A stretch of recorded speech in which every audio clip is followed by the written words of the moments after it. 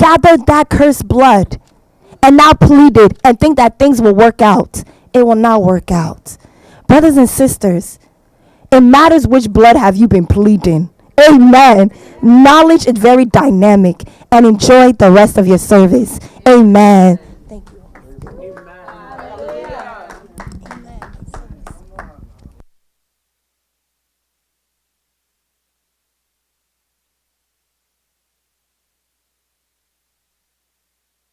The Lord. Hallelujah. We give you all the glory.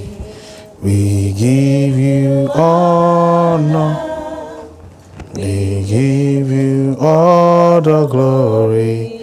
We give you honor. It's not a burial song. We give you all the glory. Hallelujah. We give you honor.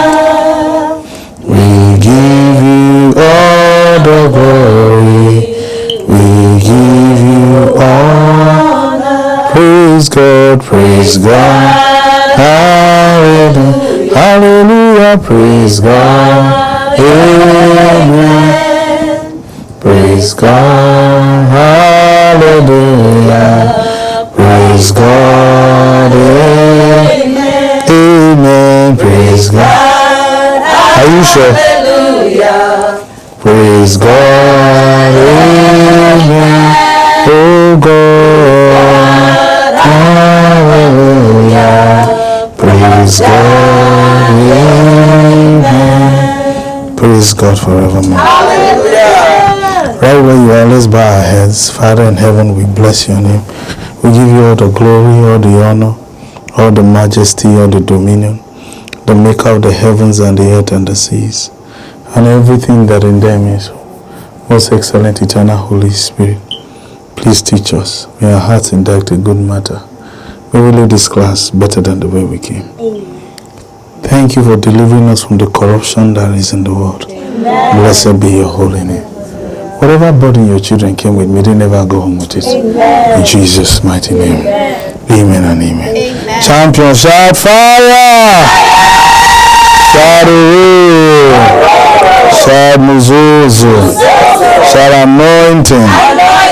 Amen and amen. Amen. We want to thank the person of the Holy Spirit for the privilege to be here. Say thank you, Holy Spirit. And also we want to thank our most highly esteemed Papa Joshua Gila. Say we love you, Papa. We love you, Papa. Praise God forevermore. Hallelujah. Well, as you know, our theme scripture for this subject titled God's Anointing. This is the part 3 here. Is Psalm 23 and Acts 10. Amen. Amen. Psalm 23 and Acts chapter 10. Praise God. Hallelujah. You don't sound excited. Amen. We hope those watching us can hear us clearly. Right? Praise God. Amen. I also want to appreciate Pastor Christian's sermon last Sunday. Amen. I think only Pastor Innis appreciates that lesson. Amen. Praise God. Amen. We were telling Pastor Christian a while ago that we've listened to that lesson 3 times today. Well, how many of you listened to that lesson again? Yes. Praise God.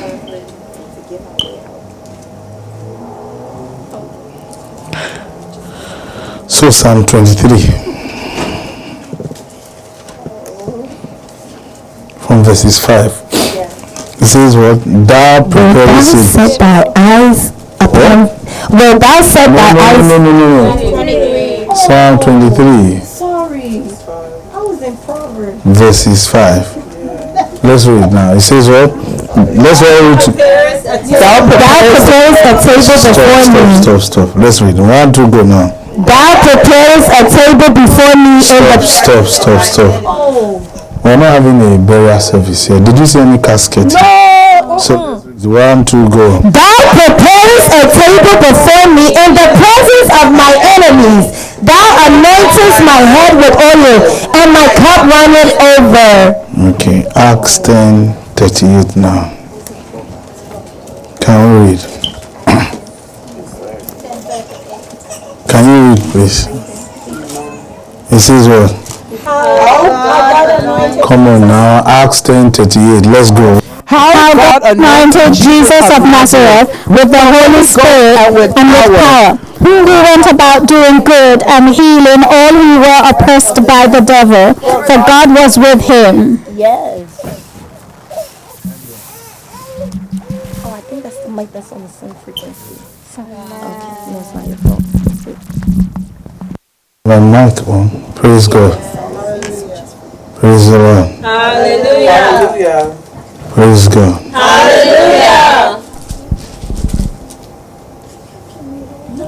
All right, let's read verses 38 now. 1, 2, go. How God anointed Jesus of Nazareth with the Holy Spirit and with power, who went about doing good and healing all who were oppressed by the devil, for God was with him. So here we see that Jesus Christ was anointed of the Holy Spirit. That means he was anointed with the Holy Spirit. So Jesus was not anointed with oil of the Holy Spirit. King David was anointed with oil, but Jesus was anointed with the Holy Spirit. So which means Jesus needed the Holy Spirit to even be able to do good. Yes, sir. For him to even do good, he needed the Holy Spirit. For him to heal, he needed the Holy Spirit. Now notice, we didn't say he needed the anointing of the Holy Spirit. No, he needed the Holy Spirit as his own anointing. Yes, sir. For King David, he needed the oil.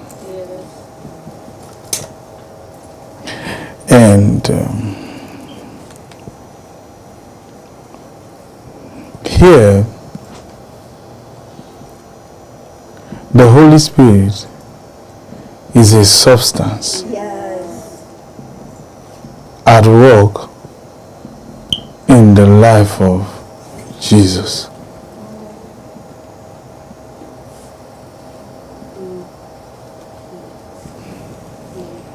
Now, who anointed Jesus with the Holy Spirit?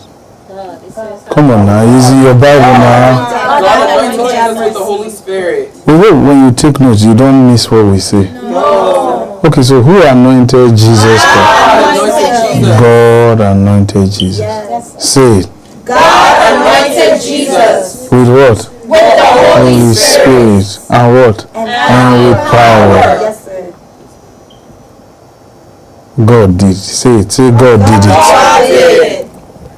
So Jesus did not do it by himself.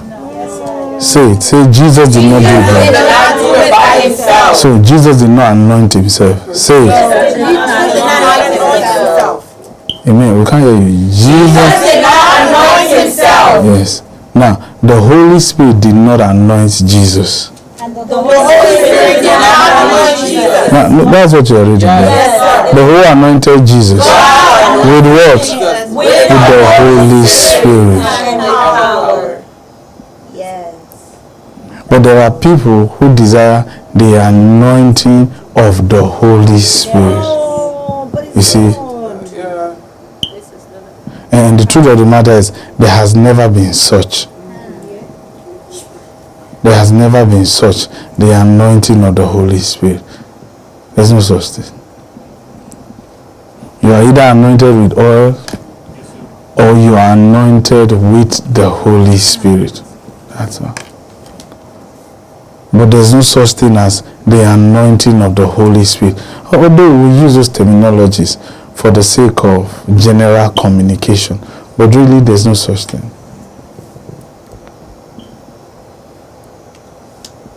Because you've always believed there's such a thing called the anointing of the Holy Spirit. And so when we ask you, oh, what does it look like? You don't have anything to say. And this is the reason why you can have issues with a minister who pours oil on someone. Well, King David said he was anointed with oil. Yes, sir. But that oil did not mean the Holy Spirit. You know, people think the oil there represents the Holy Spirit. Well, the Holy Spirit is not even oil. Now, are you following this? Yes, sir. But now notice, King David said in Psalm 23, verses 5, he says, what was the first thing the Lord did for him? The Lord did what?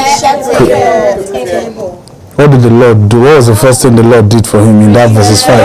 He prepared a table before. Pay attention, please. He did what? He prepared a table before him. Before he anointed him with oil.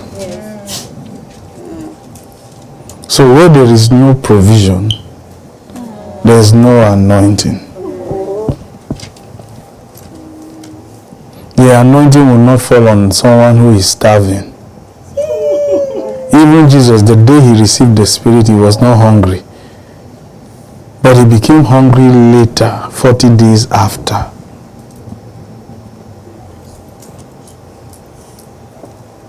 And so we need to also begin to assess and appraise people that are brought forth for ordination. We also need to begin to examine it carefully. So we can ask, what do you do for a living? What's your income like? What's your source of income? Do you do business? Do you do something? Otherwise, you may want to use the anointing for trade, like some do. Like some do. You may want to use the anointing for trade. He says, until God prepares a table for you, he will not anoint you with oil. But we think the anointing is what will cause the table to be prepared. You know, please answer now, right? Yes. But no, there has to be provision first. That's why God does not use someone who is jobless. Even Moses was taking care of his father-in-law's sheep before God called him. At least even if God is calling you into full-time ministry, he must have found you doing something first before he called you out of that thing. Like for me, I was in banking before he called me out. See? And he told me, don't worry, I'll take care of everything. I provided everything. That's why, even though it looked like I almost ended up in a shelter, I never slept in a shelter one day. I never did. Even though it looked like there was no table prepared for me when I came to America, even though I slept in JFK for 2 days, there was already a table prepared for me. Amen. Even though it didn't look it. So what table has God really prepared for you? The thing here is not the issue of whether you are into full-time ministry or part-time ministry. In fact, there are some who have jobs that we even take care of. Because from the table the Lord already prepared for me, we are even taking care of them. Yesterday we asked someone, I said, what have you really done for me? Pastor Eunice was there, I was asking the person. So what have you work, you have never collected $1 from me one day. I've never collected $1 from you. And you come to stand before me to talk. Say, I've never collected $1 from you. Have I? He said, no. He said, what are you talking about? But to such a person, whatever we are even providing for that person is from the table the Lord prepared for me. Not for us. He said me. Read it. Read it. Read it. That's the yes, sir. Read it first. What does it say? Before me in the presence of my enemies, thou anointest my head There was with a oil. group of people that made us. Those were the enemies. But he said for him, there was a table prepared. There's a table. So until there's a provision for you, no oil will rest upon you. Because God knows what you may likely do with the anointing. You will trade with it. So that you can even put food on your own table. And if you look at the world today, that looks like how things have been going so far. Please answer, alright? But that's not what God ever planned. He says, thou preparest a table before me. Not he's going to. He already did. He already did. Yes, sir. He prepared the table and then he anointed my head with oil. So to every provision, there is an oil that comes with it to keep you by the table.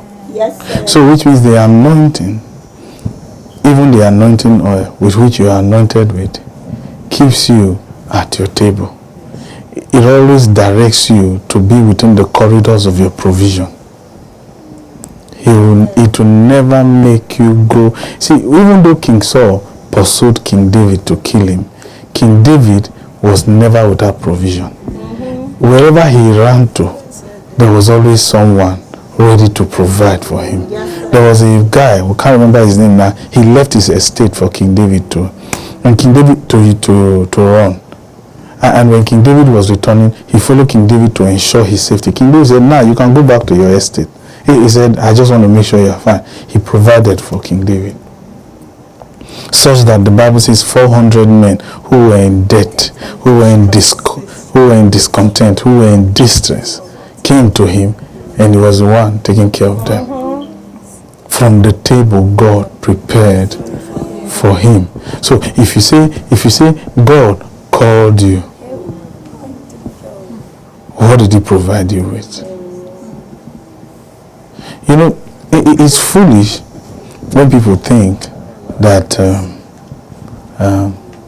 you know, we don't know which one God called. How do we know someone God called genuinely? That's what we're showing you here. Whoever God calls to anoint, he will provide for them first before he pours oil on them. That's how God does it. God doesn't just pour oil on people like that. No, he will provide for you first, set a table for you. We don't mean chicken and those things. We mean the provisions that are within the parameters of your core. You see that? Did you notice? God prepared a wife for King David. King David did not need to scout for a wife. King Saul's daughter was there to be given to him. Why someone would join Match.com, Mingo, Christian Mingo? King David did not do that as well. God already provided for him. God did that. He did. So until God sets your table, he will not anoint you. And notice why he will set your table. He says, notice before whom he will even set the table. Enemies. Your enemies. Yes, sir. So he will give you a table. He will provide for you, and people will have so much to talk about. They say, why is it that it is only you they always talk about? You say, because there's a table. God has prepared a table for me. Yeah? Yes, sir. God has set a table for me. Yes, sir. And I've been anointed, not them. That's what they are talking about. Yes, sir. God did not pick them. See? And sometimes some of the people who can talk the worst of you probably have benefited from your table. It's true. And they have come so close to discover that you don't deserve it. But why did God pick King David? Why did God choose you? Because King David was a man who acknowledged that the Lord was his shepherd. Yes, that's right. He agreed to be a sheep that God can lead as his shepherd. So you see, when you rebel against spiritual authority, you will never see provision. King David said, he led me to green pastures. He leaded me beside still waters. If you are not submitted to spiritual authority, you will never know peace in your life. You know. So I say, you prophesy for people outside, but you have people who live with you. You don't prophesy to them. I don't. That's the truth. Why should I? Why should I prophesy to people in the house? So why shouldn't you? Well, why should I? No, you just tell me why I should prophesy to those in the house. What if you see something concerning them? Won't you tell them? Well, why should I tell them? They are safe being with us. But what if something is about to happen to them? Won't you tell them? Why should I tell them? It's my table. That is the truth. I choose what I want to share. And that's just the truth. And why should I even share with you when you are not even following any leading? He says, the Lord is my shepherd. I shall not want. For instance, if I say, help us bring this chair, and you delayed before you did it. If I see something concerning you, why should I tell you immediately? Why should I? Didn't you read? Somebody said to King Saul, obedience is better than sacrifice. Since you want to live a sacrificial life, we will help you. See? So there are those who live the life of obedience. There are others who are living the sacrificial life. And what do they program a lot of Christians towards? Living the sacrificial life. Do you know the sacrificial life? To live a sacrificial life means that you are a product of disobedience. Somebody said obedience is better than sacrifice. To obey will always be better than any sacrifice you make. To obey is easier. He said it will always be better. So you see, you can't say you live the life of sacrifice and you come first place. No, you will always be second hand. Those who live sacrificial life are second-handed people. They are second class in the kingdom. But those who obey are always first. Yes. He says obedience is better than sacrifice.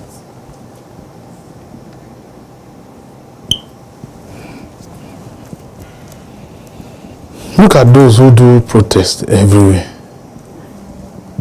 They travel different places, organize rallies to do protests. Right? Yes, sir. Is that, what kind of life is that? It's a sacrificial life, right? Question, who is listening? Who do you really think is this? Do you think the government is interested? No, not really. You know those people, they think people are listening. Have you not noticed that you saw a protest, you passed by? Did you pass by? Yes. Now be honest. Now did you? I know you like to look. Okay, maybe you stopped to look for a bit, and you continued, right? Right? Yes, sir. Yeah. Yes, sir.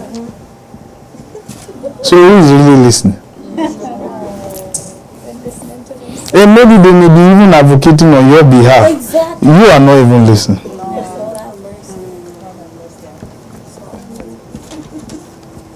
Because critics don't prosper. That's the point. critics don't prosper. No critic has ever succeeded in life. Even the one you call Martin Luther King Jr. that succeeded, he succeeded in the grave.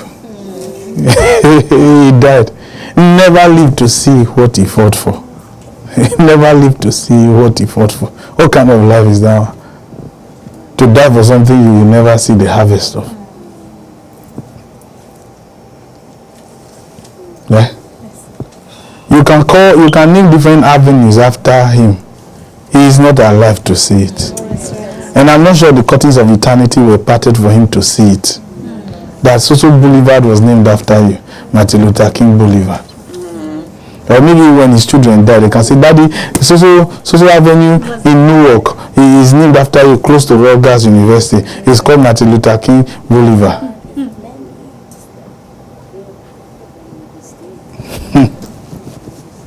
This is obedience. Is better than sacrifice. Anyway, if you still want to continue your life of critic, continue. Let's show you something. Go to Acts chapter 10. Now we say what we said just to explain to you why sometimes, like those around us, I can see something about to happen and I will not say a word. Because those kind of people, if you tell somebody do this thing and the person does not do it, you tell this person do this thing and the person does not do it, what's the point in telling the person what God wants to do or what God does not want to do in their lives? And what if even God tells you, just shut up? Because he does that a lot. So don't mind this one. This is actually what I plan to do, but leave them. Let them do what they need to do. On a few occasions, the Lord had expressed displeasure once when I told somebody, you are missing it, or this is what you are supposed to do. And the Lord was upset. So why did you tell this person? You shouldn't have told this person. I mean, was it not the Lord who sent a prophet to Eli and told Eli, this is what I'm going to do. I'll do this, I'll do this, I'll do this. These are your two sons, Hophni and Phinehas. You refuse to talk to them. Eli gathered them to reprimand them. Well, when he was done, the Bible says God blocked the ears of Eli's children not to heed to the counsel of their father Eli. Why? Because the Bible says God sought an occasion to kill them. God blocked their ears not to heed to counsel so that he can have the basis to destroy them. The case was that bad. Because he gave Eli chances. Gave the guys chances. They were not listening. So I recall one day the Lord was upset to me. Upset with me. He said, you shouldn't have told this person. And of course the person still did not pay attention. So the Lord said, didn't I tell you? You wasted your time. You wasted your time. And I don't want to waste my time again. And that's just the truth. Okay, praise God. We'll come back to that Psalm 23. But go to Acts chapter 10. Now we're excited with what we want to share with you. If time permits. Praise God. Now, read Acts chapter 10 verses 38 again. Please, can you do so? How God anointed Jesus of Nazareth with the Holy Ghost and with power, who went about doing good and healing all that were oppressed of the devil, for God was with him. Now, typically, we preachers oftentimes like to quote that verse 38. We will isolate it and just quote it. Now, you need to understand that, at least you all speak English here. You don't start a sentence with how. Please answer now. Sister Luna, you are British, I know. So, do you start, I mean, she was born in London, so she's a British person. So, Sister Luna, did you start a sentence with how? Only if you're asking a question. Okay, fine. Good. Now, was this a question or it was a statement? It was a statement. Right? At least it has a full stop there, right? Yes, sir. At the end. Right? Yes. So, which means what was being narrated in verses 38 is connected to what was previously being said. Yes, sir. So, I think if you go to verses 37, you will not see a full stop. You will see a semicolon. Yes, Please answer now. sir. Now, does that look like the statement is complete? No. Or you are joining two sentences? Okay, so let's see verses 36 now. Verse 36 has what? That the word I said. Wait, verse 6 has what now? Is it a full stop, a semicolon, or a colon? A semicolon, right, with a bracket, right? Yes, sir. Amen now, right? Yes, so that means that there is something, a dash also. You started, that would tell that there's still a continuation, right? Yes, so let's go to verses 35. Now we see verses 35 has a full stop. Yes, right? Yes. So that means that verses 36 therefore begins something different. yes. Please answer now, right? Yes, So which means that the best place to start from is where? Verse 36. So can we read verses 36 now? Let's see, before we got to that, verses 38, when he says how. Now follow this carefully. Now this was Apostle Peter in the home of Cornelius, and he was preaching to them. Wow. Because the angel had appeared to Cornelius. He said, send words to Joppa. You will see a guy by the name of Simon. Invite him over. He will give you words by which you will be saved. Okay. Let's read now verse 36. The word which God sent unto the children of Israel, preaching peace by Jesus Christ. He is the Lord of all. So you see, the worship of Jesus, the man, was to the Jews, to Israel. Yes, sir. What you and I confess, those of us from Gentile backgrounds, is the lordship of the name. There's a difference. The man Jesus is Lord of all with reference to the Jews. yes, sir. But the name Jesus is Lord of all. Heaven, earth, even under the earth. So even the name of Jesus has more power and authority than the man Jesus. Because even Jesus himself, the man, is subject to the authority of his name. Yes, sir. That's Right? He said, in that day you shall ask in my name. He said, I do not say I will pray to the Father for you. He said, I'm not going to do that. But ask in my name. So even Jesus himself is acknowledging that his name, wonderful, has more authority.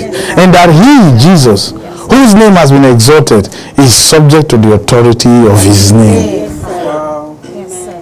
Man, some men have lived. But you see, that's the peak of humility there. Yes. That Jesus is willing to be under the authority of his own name. After I like, that's my name. Wonderful.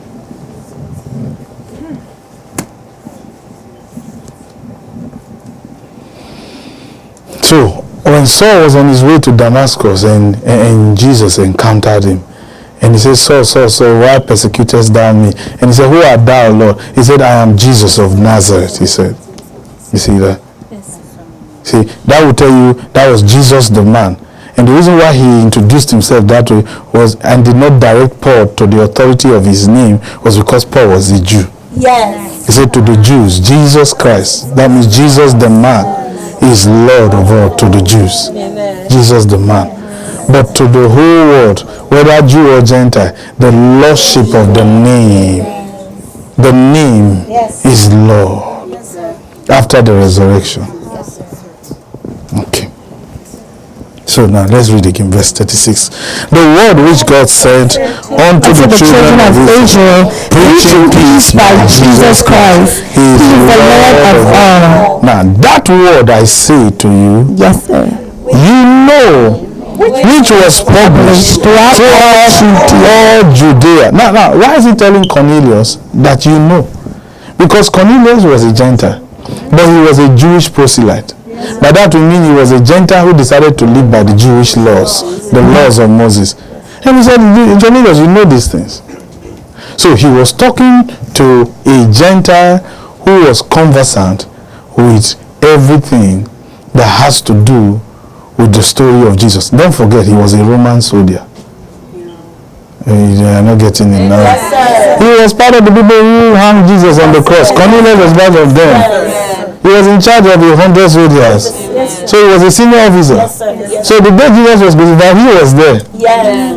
He was an army officer. So he's telling him that Jesus, you know about him. And Cornelius was quiet. Maybe just like you are quiet now. Maybe you didn't get what we were trying to say. But Cornelius knew about Jesus. He was there. Okay. It says, that word I say, you know, which was published throughout all Judea and began from Galilee. Now follow this carefully. And began from Galilee after the baptism which John preached.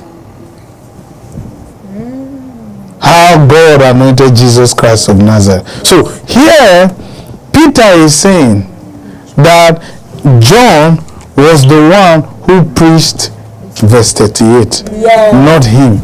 He is only quoting what John preached. Question: when did John ever preach that Jesus was anointed with the Holy Ghost and with power, going about doing good? Well, Peter said he did.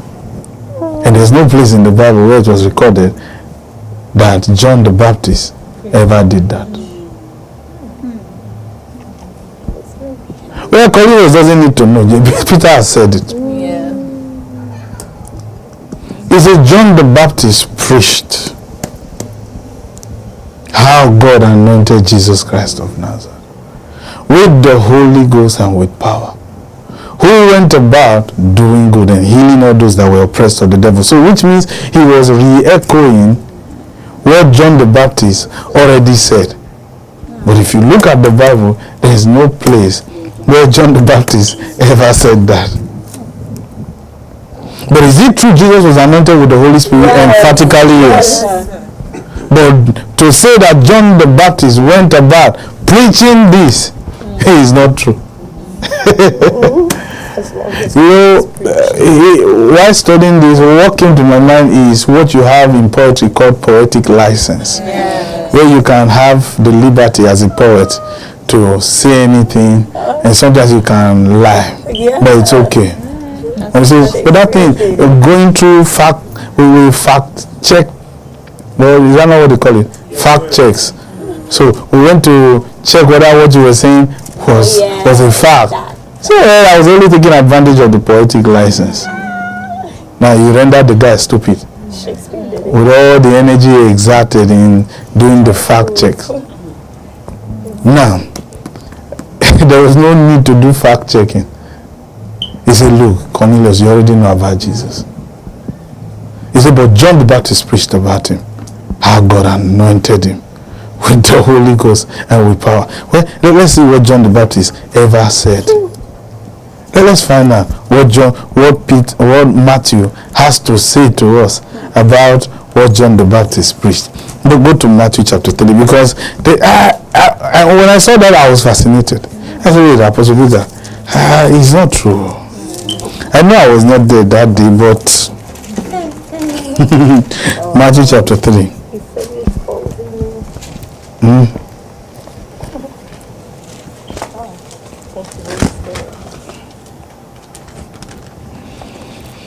Okay, let's read verses 1 into verses 2. 1, 2, go. In those days came John the Baptist, Preaching in the wilderness of Judea, and saying, repent ye, for the kingdom of heaven is at hand. Yes. That was what John the Baptist was preaching. Now, if you come to chapter 4, you get to see Jesus started doing the same thing too. He was preaching what John the Baptist was preaching. Because as at this time, John the Baptist had been thrown into prison. Alright? Yes. Now read verse 17 of chapter 4. Let's see what Jesus did.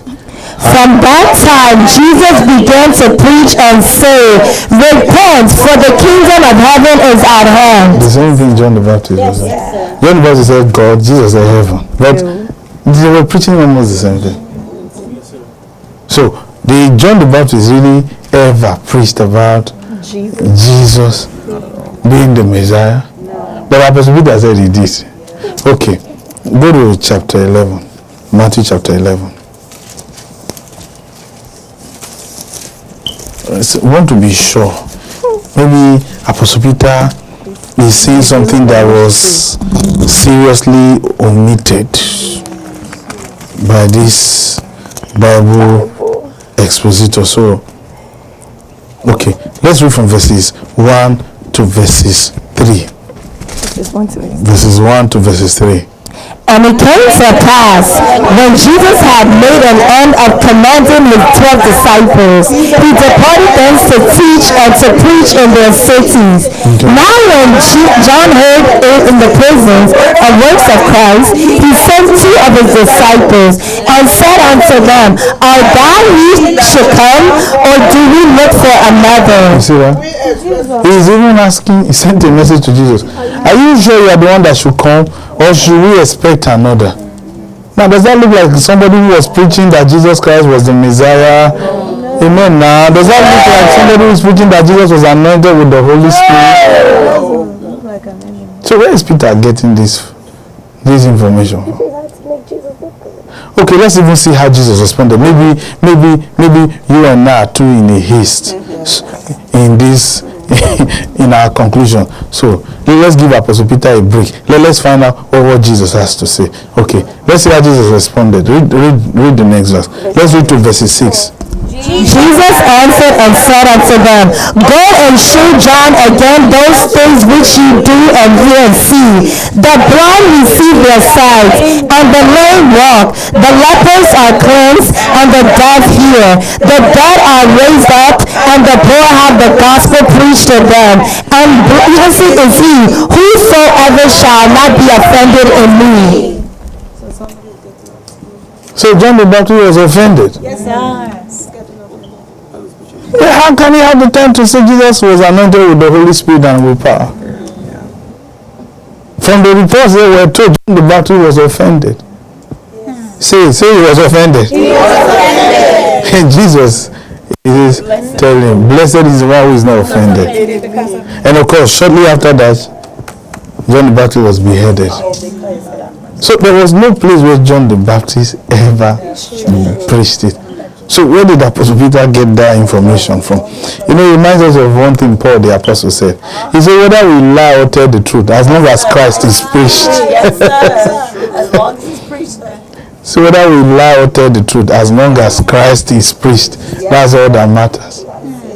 So where did he get that information? So let's not ask. Didn't you like the sermon? Were you not blessed by the sermon? In fact, did that lie not touch your heart? It did, sir. It was a big revelation. Were you not excited? Have you not always believed it until we're showing you now? Yes. Please answer now. Have you not always believed it? Yes. It's true. Do you not always believe it and died? Yes.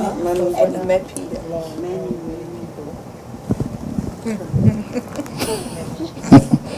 Okay.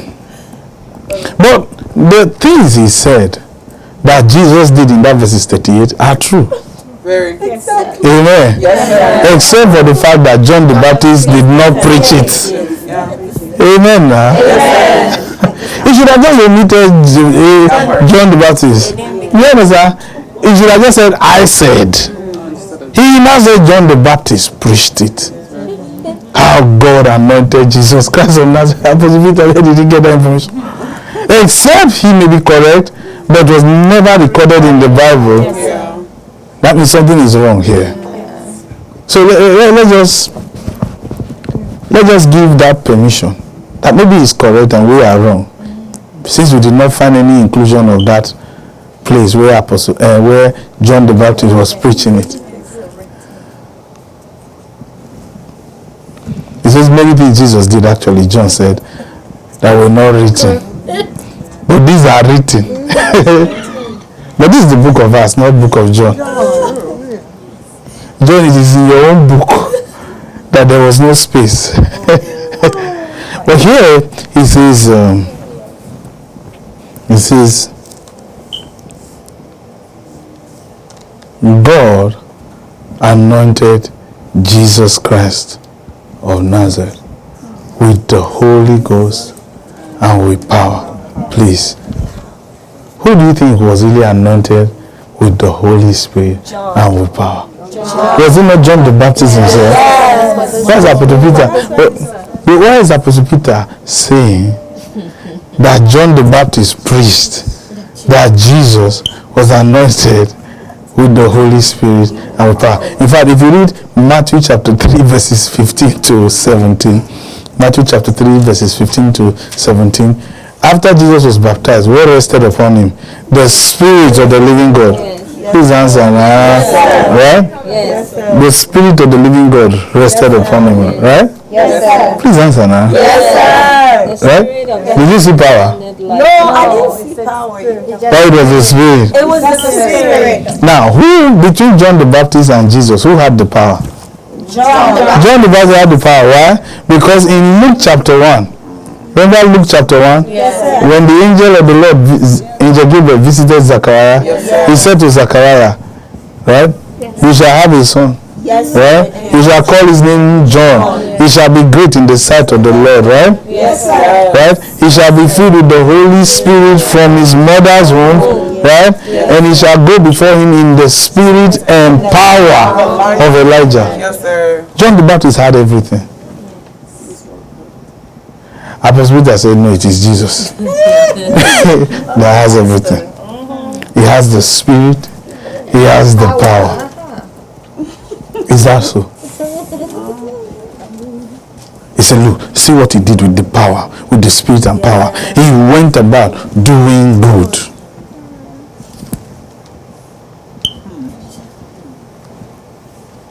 Well, if you read John chapter 8 verses 44, he said to these Pharisees, you are of your father the devil. Is that doing good? No. Please answer now. No. That's not doing good. I don't. Is that doing good? No. Holy Sister Anita is even answering. Is that doing good at all? In Matthew chapter 23 or chapter 21, either of the two, he was swearing for the Pharisees. He said, you sit on Moses' seat, then you prophesy. People should obey you because of Moses, but you people are graveyards. Polished. Matthew chapter 23. You are polished on the outside, inside, you are full of dead men's bones. You collect money from widows, even widows. You come and do long prayer. That's what you are saying. Swearing for them. Does that mean somebody is doing good? No. Have you forgotten the perception you had about Jesus before you came to this church? That Jesus was very quiet, very sanctimonious, very santos, very timid. That you can slap him, you say, you slap me because of God, or slap me more. Where is that? What do you what do you make for when in John chapter 7 he had to disguise himself to go to church? Where is that? Yes. Maybe he wore additional wig to cover his long hair. But the Bible says he had to disguise himself to enter church. Does that mean somebody is good? Somebody says good though. At least he saved his life. Okay, the certain Greeks who came looking for him, he refused to see them. Does that look like someone who is doing good? Come on, Jesus, you have visitors. You say, I don't want to see them. Is that good? He says, he went about doing good, healing all those who were oppressed of the devil.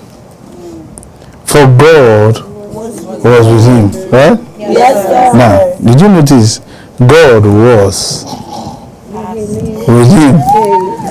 Which means God is no longer with him. So how can that be? God is always with Jesus because Jesus is in heaven with God. Apostle Peter said God was with him. In fact, Jesus on the cross, what did he cry? Says my father. My father. Please answer now. Why have thou forsaken me? Except Apostle Peter did not hear that because he ran away. So he didn't hear when Jesus shouted, he had been forsaken. Well, although while he was talking here, Jesus has already been glorified, the name has been exalted. So yes, God is with him now. Yes. Still with him, right? Yes. But there was a time Jesus said, why had thou forsaken me? But Peter said, his word, God was. Wait, is it English? Or is it that you don't know what you are saying? He said, for God was with him. Now read the next verse. And what? And we are witnesses of all things which he did, both in the land of the Jews and in Jerusalem, who they slew on a tree. and hanged on the tree. Cornelius. See, he's talking to Cornelius because Cornelius is a Roman centurion. He even knew. You know that Jesus evil killed.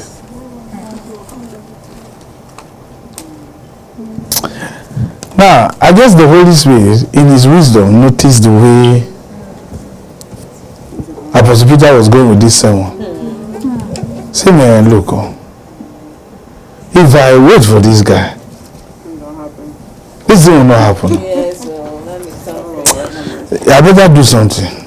Let me rescue these people. Okay. Read verses 44. Verses 44. Yes. While Peter yet spake these words, the Holy Ghost fell on all of them which they heard the word. While he was still talking. That means he has not finished though. He still has so much to say. Already there was a fabu already. He had already lied against John. That John the Baptist was preaching how anointed Jesus was. It didn't matter now. Like we said, Paul said, whether we tell lies or tell the truth, as long as Christ is preached. It didn't matter now. But the Holy Ghost said, look, let me rescue this situation. Before it looks like a mistake. So, even if you are a pastor, a time comes in the course of preaching, the Holy Spirit can say, look, stop. Yes. You better shut up now. And you're still talking. The Holy Spirit says, let me start moving. Oh yeah, Sister Susanna, now it is your turn. Begin to move. So that one is vibrating. This one is shaking. This one is this. Now the man of God can continue with the sermon. Praise the Lord. I can see the move of the Spirit because I had to move because the way you were talking. If I don't move, you cause problem.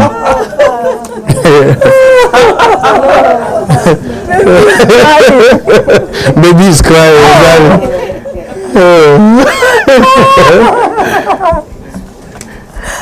The air conditioner suddenly became hot.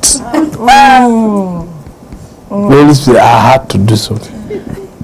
I had to even make the blind see in that crusade. Not because the man of God is anointed, he does not know how to shut up. Let's say, let me just destroy, let me help his condition. Thank you, Holy Spirit. Because he was talking about racial issue, the blacks, the white, the this, because you better stop it too. Yeah, in Mississippi, you are preaching the marginalization of the black. Just shut up. Meanwhile, one white guy, his neck is turning red already. Just shut up. Reverend Musa, shut up. I fear no one. Whatever God gives me to say is what I say. God say shut up. Shut up. God say, you know what? You guys not listening. Let me cause a miracle to happen. Let's scatter. Let me make a cripple walk. So that you can shut up. So you can live encouraged. That was the case here. The way Apostle Peter was going. Because it looks like he was trying to put the blame now on the Romans. Because he knew Cornelius was a Roman. But the man of God, Cornelius himself, graciously invited you to his house for you to preach to them. And he told you an angel appeared to him. Yeah, Apostle Peter was trying to. Now it looks like he wants to fight on behalf of Jesus. Now he wants to tell you people, every wagba, you will see matter. What do you do? What do you do to Jesus? What do you do to Jesus? You know this. Remember, Cornelius, you know. The Holy Spirit said, this is not why I said this guy should come. This is not why I said he should come. Lord have mercy. Then the Holy Ghost fell. The men began to speak in tongues. Read now. And lay off the circumcision which Read believed. that verses 44. Read the first sentence. While Peter yet spake these words. While he was still talking. That means the Holy Spirit did not let him finish. Because with the way he was going, this will cause problem. Cornelius will regret inviting him. Oh, and the purpose. God says, no. It's better we don't lose this guy. Let me just do something. Now, Cornelius is one person in the Bible that we were never told confess the lordship of the name of Jesus. Never did. But the Spirit of the Lord was glad to rest on him. Right? Sorry, Lord. Because Apostle Peter still has not changed. Now he wants to protest now. Meanwhile, you're in the guy's house. But he is a smart person. Apostle Peter is a smart person. He later calculated what the Holy Spirit did. See what now happened. Read. And they asked the circumcision. See, if for anything, the way you respond will determine how excited. See, we told you earlier we were excited. Now, even the way you are reading is making us. Oh no! Okay, read now. Read. And they of the circumcision which believed were astonished, as many as came with Peter, because of the Gentiles also were poured out of gifts. 6 Jewish guys, they were with him. Right? Yes. They were with him. Yes. And they were surprised. Okay, they were surprised. Why? Because they were like. Okay, read on. Let's read. Because what? Because that all the Gentiles also The pour out of the gift of the Holy Ghost. Read on. For they heard them speak with tongues and magnified God. Then answered Peter, Can any man forbid water, that he should not be baptized, which have received the Holy Ghost as well as we? You see that? Yes. Can anyone forbid water? Now, let's baptize them now. Man, this baptizing, this thing. Question. Apostle Peter, you that is talking, were you baptized in water? Did you ever see where Apostle? There's no place in the Bible. But John said they were with Jesus baptizing others in water. But you, Apostle Peter, were you ever baptized in water? There's no record that shows that you were dipped into water. Now the Holy Spirit interrupted you, so you now want to do another thing again. You say, where's water? You want to dip them in water. Okay, read. And he commanded them to be baptized in the name of the Lord. Then prayed they. So they told him to stay. They said, stay. Sorry, Lord. Stay for some days before you go. Strengthen us. But whatever he was preaching to this day, we did not know the end of that sermon. Because the Holy Spirit knew where he was going. So, but whatever he was telling them that God did with Jesus, anointing them with the Holy Spirit, Peter himself saw it before his eyes in the life of Cornelius. That the Holy Spirit fell on this man. What Jesus was anointed by God with was the same Spirit that fell on this man. And Peter was surprised. Others will need oil to be anointed with. These guys. Okay. Go back to verse 38 again. And of course, if I go to chapter 11, Peter here was summoned by James, the younger brother of Jesus, and the other apostles. They summoned Apostle Peter and the 6 others who were with him and said, why did you have to go to the house of the Gentiles? You know we have no dealings with them. These were Christians now. They said, but no, we are not supposed to be relating with non-Jews and all that. Well, Apostle Peter said, the Holy Spirit bade me go. Now read from verses.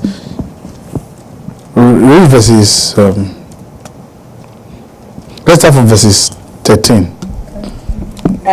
And he showed them how. Okay, you know what? Start from verses 12 to verses 16. Please be kind and read. 1, 2, go. And the Spirit bade me to go with them, nothing doubting. Moreover, the 6 brethren accompanied me, and we entered into the man's house. It showed us. You notice, he didn't call him brother. The man's house. Tribal sentiment. Okay, read on. And he showed us how he seen an angel in his house, which stood and said unto him, Send men to Joppa, and call for Simon, whose surname is Peter, who shall tell thee words where thou shalt be saved. Pause. Did Peter ever give them words that will save them? No. He is not telling them. The angel of the Lord told Cornelius to send words to Joppa to fetch me. I'm the one with the words that will save them. But Peter, you were discussing something else, trying to put the blame on Cornelius and the Roman soldiers for killing Jesus. That's what you were doing. Then the Holy Spirit interrupted you and said, brother, that's not why I sent you there. Now he's not telling them, this is the reason why the Holy Spirit sent me, to give them words by which they will be saved. But he never gave them. Never had the opportunity to, because the Holy Spirit knew where he was heading with that conversation, which is not what the Holy Spirit sent him to go and do. So we ministers, we be sure before you stand on the pulpit to preach that this is what God really wants you to say. Yes. Be very sure. No, I'm not too sure which message I will preach. Many times we want to preach something, and just before we stand to go and preach, the Holy Spirit can tell me, change it, preach this instead. Yes. If I insist, no, I'm going to preach what I will, you'll be in trouble. It's true. It's a lesson to learn. Be sure that whatever you are going to preach, the Lord told you to say it. And stay within the confines of the topic He told you to preach. Don't just come and crack I need to meet the people so that they can be awake. The gods tell you to keep them awake. What if the sermon was targeted to make them sleep? Jesus was preaching and the people were sleeping. Jesus will preach, the people will sleep on him. And Jesus will say, leave them, let them sleep. They are not supposed to hear this kind of things. People will sleep. If the disciples say, what kind of preacher is this one? He will deliberately preach something that these people will not understand. And because they don't understand it, they've been cracking their brains, so they fell asleep. And Jesus said, no, we are fulfilling the prophecy of Isaiah. They are supposed to be like that. One time Paul said to the Hebrew Christian, he said, many things I want to say to you, but you are dull of hearing. So there's no point in explaining anything to you. It will be a waste of time. When you ought to be teachers, you are still waiting for us to come and give you the basic principles. Say, no, don't like to waste my time with these people.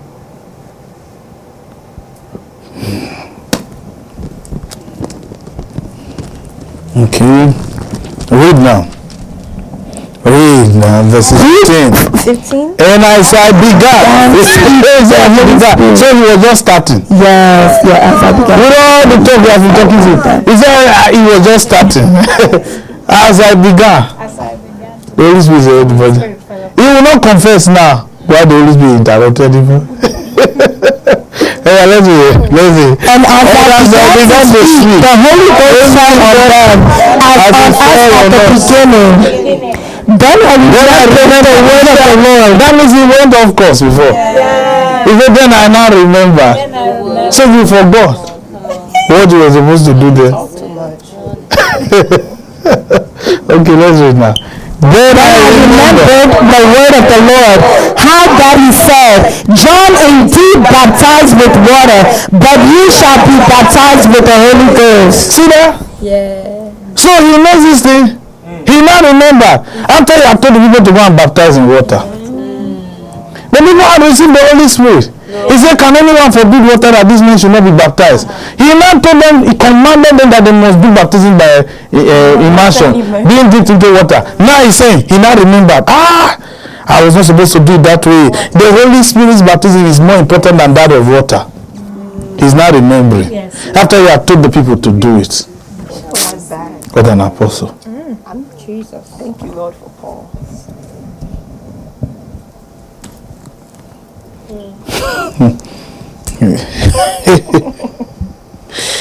Okay, read verse 17 now.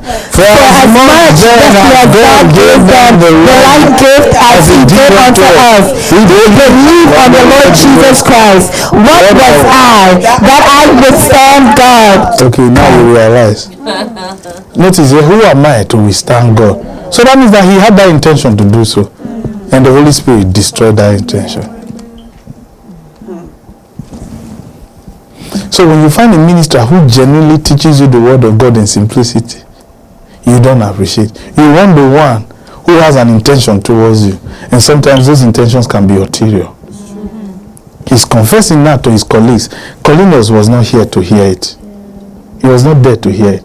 Imagine if Cornelius was there to hear what his intents were, and that he made them do what they were not supposed to do.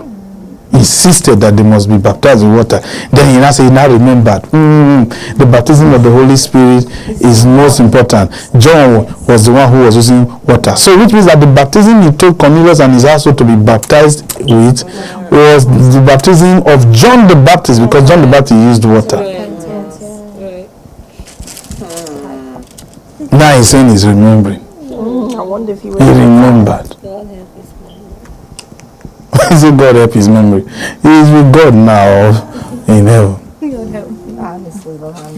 But the point is that, these are the things. And Paul did make references to these apostles, Apostle Peter and the others, to the Corinthian church. He said, even though you think they are genuine apostles, he said, I'm even more an apostle than they are. He said, I worked more, I did more. He said, I know they charge you, but because I don't charge you, you people think I'm fake. That's always been the problem. When we come to tell you the truth in all sincerity, you have issues with it. But you accept the one who doesn't even have the right intentions towards you. So why are you too black like this? In his mind, he's preaching to you, God loves you. So, but I don't know why this one is too black. You're too black. How can you have big lips like this? Anyway, you say you want to speak in tongues. In his mind, that's his conversation. That's the conversation in his mind. But he's telling you Jesus loves you. God wants to do mighty things with you. You are beautiful. You are the apple of God's eye. And this twisted nose that this person has. Do you understand? Yes. Oh man. That's why he said, be sure whatever you are coming to preach is what God. And don't come with one vexation. Because somebody in the congregation looks like somebody who made you have a bad day. Then that makes you frown, that you want to fire everybody with your message. No, don't do that. Except the Holy Spirit made you frown. So that you can fire the people. Like Jeremiah. There's one phrase that Ezekiel the prophet was known for. He said, I prophesied as I was commanded. That's how he did this.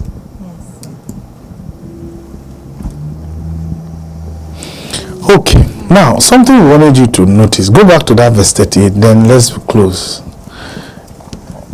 When we say go back to that verse 38 and let's close, we don't mean just go back and then we'll close. We just want to show you something in that verse 38. Then we'll close. Amen. Are you been blessed so far? Man, Apostle Peter was full of it too. Now, even with all these things that you read now, and somebody comes and says, St. Peter, he says, St. Peter. St. Peter, Basilica, this I say, go and see that, St. Peter. That guy, he's trouble, Remember, he was the one who announced the rumor that Judas Iscariot bought a field, hung himself, stomach busted, somersaulted in their language. So, in Acts chapter 1, he said, why are you always the one always hearing all these rumors? Meanwhile, Matthew was there quiet. Matthew said, actually, he returned the money. Matthew 27, verses 1 to 3. Matthew said, Judas Iscariot did not buy any field. He returned the money. But Matthew, why didn't you talk that day? Exactly. Matthew says, is it not Peter? You want to argue? Somebody who even argues with Jesus. You want to argue with Peter? You don't argue with him. Oh. Just leave. Let him just continue. Don't worry. For me, I will explain in my writing. I will explain it in my own book. Judas Iscariot returned the money. You know, it's not as if me and Judas are good friends, but the truth needs to be told. Judas Iscariot returned the money. Apostle Peter said, no, actually, it was what I heard. I heard that in their own place, he bought the money. Can technically succeed by even buy a land?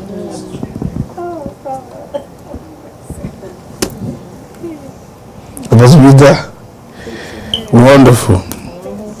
But if there's one area you must appreciate Apostle Peter for, if you want to appreciate the ministry of Apostle Peter is when you see how he honors angels.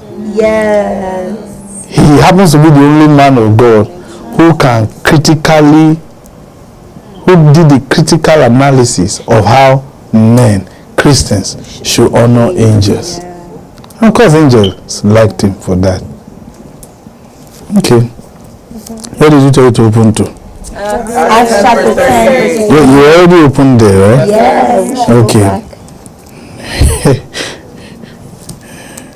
You were already opened there, or you were there opened, or you were there already? We were there already. Okay, so there was nothing to open because it was open. Okay, go to verses 38, right? Yes. Now, notice, we said, Apostle Peter here said, it was John the Baptist who quoted this. So he is quoting him, right? Yes. But we know there's no place where John the Baptist quoted it. But maybe he did, but it was never recorded, right? Yes. Okay. But what he said actually in that verses 38, is it true? When it comes to the life of Jesus, was Jesus anointed with the Holy Spirit? Yes. Did Jesus have the power? Yes. He did. Yes. Right? Yes, sir. In fact, he said to the disciples, I give you power to. He had the authority, right? Yes, so sir. Jesus was anointed with the Holy Spirit and with the authority, right? Yes, with sir. power, right? Yes, sir. And he did what? He went about. Please answer now, right? He went about doing good and healing all that were oppressed of the devil. Now, remember the day Jesus was anointed with the Spirit, right? Yes. Where was he driven to? Where into the wilderness, right? While in the wilderness, who did he meet? The devil, right? Right?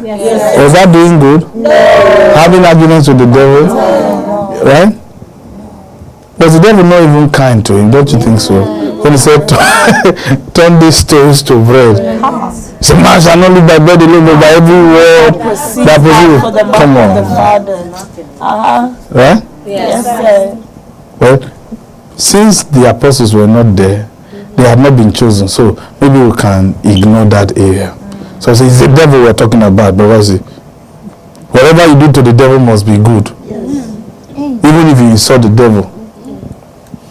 Okay. Okay.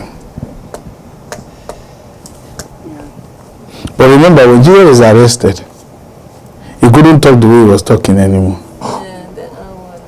They will be talking, he will be looking like this. The hour had came. Right? Yes, sir. Okay, let's continue. Now, it says how God anointed Jesus Christ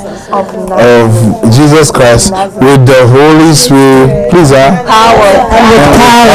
He went about doing good and healing all that were oppressed of the devil, for God was with him. of a truth. Did he heal people who were oppressed? Yes. He did. Now, if you look at the terminologies Apostle Peter used here, it's similar to what Jesus said in Luke chapter 4, verses 18. Let's look at Luke chapter 4, verse 18. Then we'll close for today. Oh man, we couldn't really go into what we wanted to show you. It is not that we want to really go into what we want to show you, but let's introduce something to you. Now, read verses 18. The Spirit of the Lord is upon me. Stop. Now, did Jesus say, God anointed me with the Spirit of the Lord? He said it's upon him. Huh? But Jesus declared, he said what? The Spirit of the Lord is upon me. Again, The Spirit of the Lord is upon me. Again. The Spirit of the Lord is upon me. Question, how do we know? Because he has anointed Stop. How do we know? If you ask the Christian of today, how do we know Brother Elsie has the Spirit of the Lord? He will say, because he speaks in tongues. No.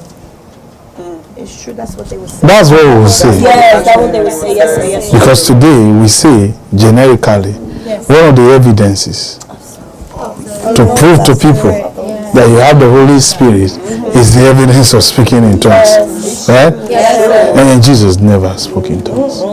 Never did. Does that mean he does not have the Spirit of the Lord? He does have the Holy Spirit. But notice what Apostle Peter said in Acts 10:38 as the proof that Jesus had the Holy Spirit. He went about doing good, healing all those that were what? Oppressed of the devil. Right? Yes, sir. Okay. Now, see what Jesus now said. Read. The Spirit of the Lord is upon me because he anointed me to preach the gospel. Wait, He has anointed. who is the he that anointed you? God.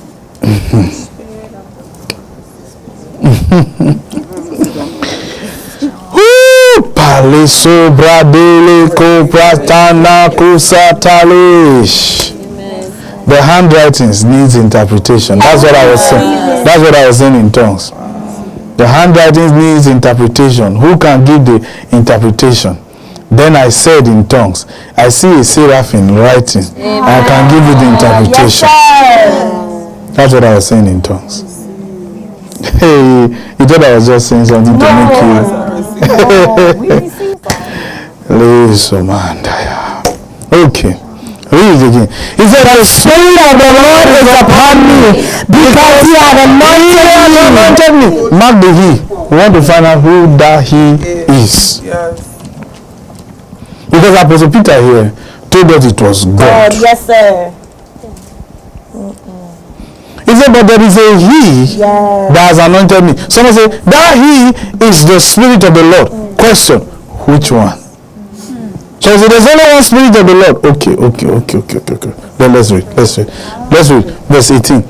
The Spirit of the Lord is upon me because he had anointed me to preach the gospel to the poor. Preach? What do you preach? The Spirit.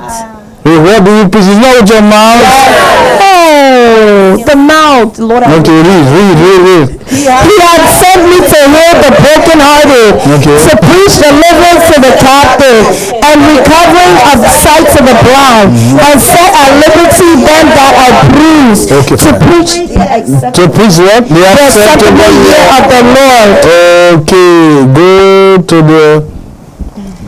go to this verse. 21. Go to verse 21 now. And he began to say unto them, this day is the scripture fulfilled in your ears. Okay, so we have the Spirit of the Lord is upon me Yes, sir. because he has anointed me Yes, sir. to preach. If the Spirit anointed you, with what did he anoint you? Because Apostle Peter here said, it is God who anointed Jesus with the Holy Spirit. And we saw from the encounter between John the Baptist and Jesus, the Spirit of the Lord came upon him. Right? Yes, sir. But Jesus said he was anointed. Yes, sir. With what? With this? With the Spirit. But notice when he didn't say the Spirit of the Lord is upon me because he had anointed me with the Spirit to preach. No. He said because he has anointed me. So we need to know who the he is. Peter said it is God. Right? Yes, sir. But I don't think it is God. Yes, sir. Yes. Now go to Isaiah 61. Because Jesus is quoting what Isaiah said. Right? Yes, sir. Okay. Okay, read. The Spirit of the Verses 1. Isaiah 61 verses 1. The Spirit of the Lord God is upon me, because the Lord has anointed me to preach good tidings unto the meek. Okay, fine. So the Lord has anointed me. So the Lord is the one he calls the he. Please answer. So which one? Go to Isaiah chapter 6. Go to Isaiah chapter 6. Let's read from verses 1. 1, 2, go. In the year that King Uzziah died, I saw also the Lord sitting upon the throne, high and lifted up, and his train filled the temple. We saw the Lord sitting on the throne, right? Okay. Read. Above him stood the seraphims. Each one had 6 wings. With 12 he covered his face, and with 12 he covered his feet, and with 12 a seraphim. Who do you see? The seraphim. Okay, now, read. And one cried unto another, said, Holy, holy, holy is the Lord of hosts. The earth is filled of his glory. And the posts of the door moved at the voice of him that cried, and the house was filled with smoke. Then said I, Woe is me, for I am undone, because I am a man of unclean lips, and I dwell in the midst of the people of unclean lips. For my eyes have seen the King, the Lord of hosts. Then flew one of the servants up to me, having a live coal in his hand, which he had taken with the tongs of the altar, and he laid it upon my mouth, and said, Lo, this hath touched the lips, and thy iniquity is taken away, and thy sin purged. Also I hear the... Is that not our anointing? Yes. Huh? Yes, sir. Is that not our anointing? Yes, sir. They are not friends. What? Yes, The seraphim came, touched the tongue of Isaiah, right? And said, the iniquity in your mouth is taken away, right? Right? Yes, sir. Wait, what do you preach? To preach. I was anointed to preach the gospel to the poor. Right? Well, who touched the mouth? So who is the Spirit of the Lord?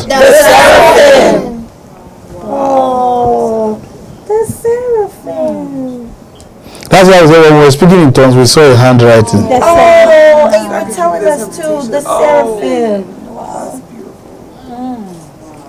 And they are holy too. Yes, They are holy. Yes, they are. They are before the altar of the Lord. I mean, one of them, taking the coals of fire, wiped away the iniquity of the prophet Isaiah. Not God. God did not do it. One seraphim did it. Took initiative. There were many seraphims there. One took initiative and cleaned his mouth with coals of fire and said, your iniquity is burnt away. It's taken away. No crucifixion. No death.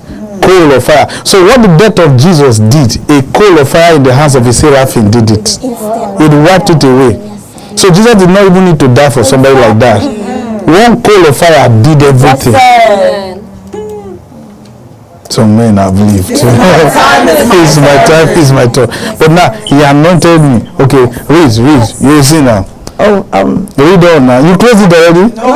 Read on now. Yes, also I heard the voice of the Lord saying, Whom shall I send? And who shall go for us? Then said I, Here am I, send me. And he said, Go and tell this people, hear ye indeed. You see that?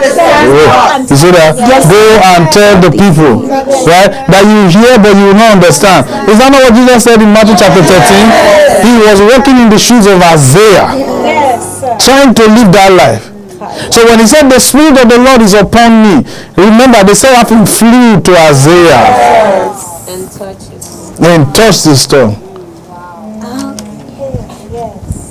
Is the seraphim a human or is a spirit? Who do they belong to? God. The Lord on the throne. The Lord is there. He said the Spirit of the Lord. Isaiah's encounter, right, was with who? The Lord and the seraphims, right? And the seraphims are what? Spirits that belongs to who? The Lord. So Jesus' ministry was backed by the seraphims.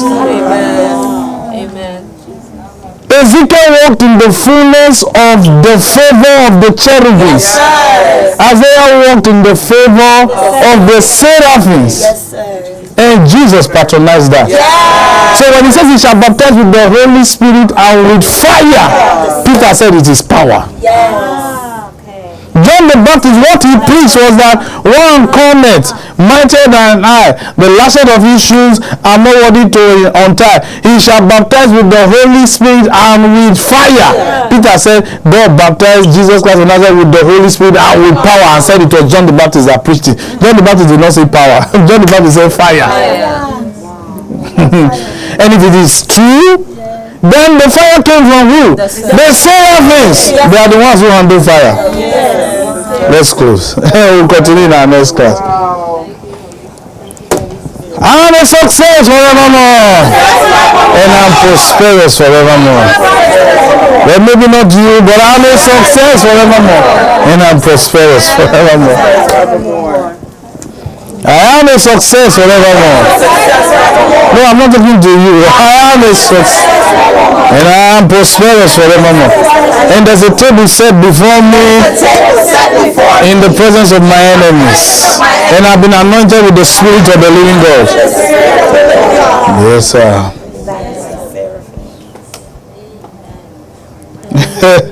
I will never fail in my life.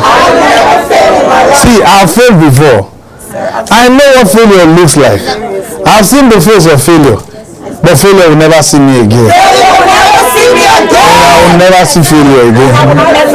That's why I will never fail in my life. No, I'm not talking to you. I'm saying, listen, this is not positive confession.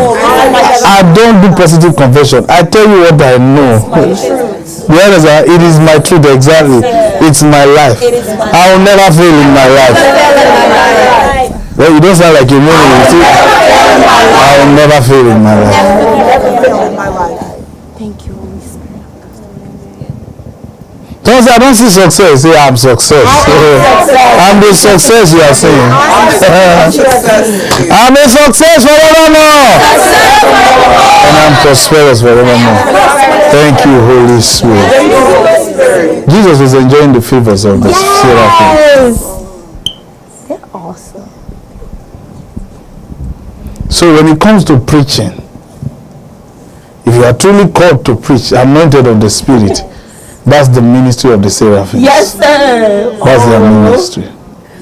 Altar. They must anoint your tongue. And that's where utterance comes in. Yes, sir. Yes, sir. Yes, sir. Where you reveal the mysteries Yes, of Christ. That's why we're asking, which spirit is helping you? Which spirit favors you? At least a witch doctor, a native doctor knows which demon is backing them. You, which one is following you? But I know which spirit is following you. Because if Jesus patronized the writings of Isaiah and said, this day is this scripture fulfilled in their hearing, then I can also say, this day is this fulfilled. Someone say, how can that be so? Go to 2 Corinthians 4 verse 13. 2 Corinthians 4 verse 13. So that you can know that we qualify. Yes, sir. Well, maybe not you, but I qualify. 2 Corinthians chapter 4 verses 13. What does he say? We. There was a time it was the he, Jesus. Now we are more now. We have come to have access to what Jesus knew then. He said, now what? We having the same spirit of faith. It's the same spirit. The one Isaiah had. This is one Jesus had. It's the one I have now. And what does he say? He says, we having the same spirit of persuasion. According as it is written. We just read it. It has been written, we have read it. Isaiah said it, Jesus said it, now. According to what has been written. I believe, and therefore I say qualification. Yes. I believe what Isaiah said. I believe what Jesus said. That was written.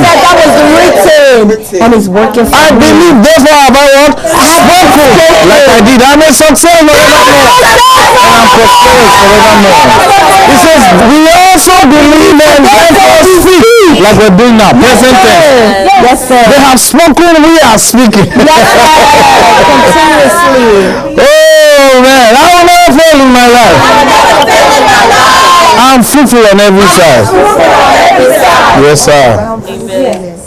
So So I can say the Spirit of the Lord is upon me. Because He has anointed me to preach the gospel to the poor, to mend the brokenhearted, to preach deliverance to the captives, to set at liberty all those that are bruised, and to declare the acceptable year of the Lord. And this day, today, right now, is this scripture fulfilled in your hearing? Yes, talk to the Lord now. If you believe it, talk to the Lord. Le sopratali kaparadia kusemantis. Sata paradi boko sekete. Sata leke borodo boko sekete. Talk to the Lord. Amen. Except you didn't believe it. Le prosoto pratale karadia. Masotos. Rababas. Karadi boko sekete. Talk to him.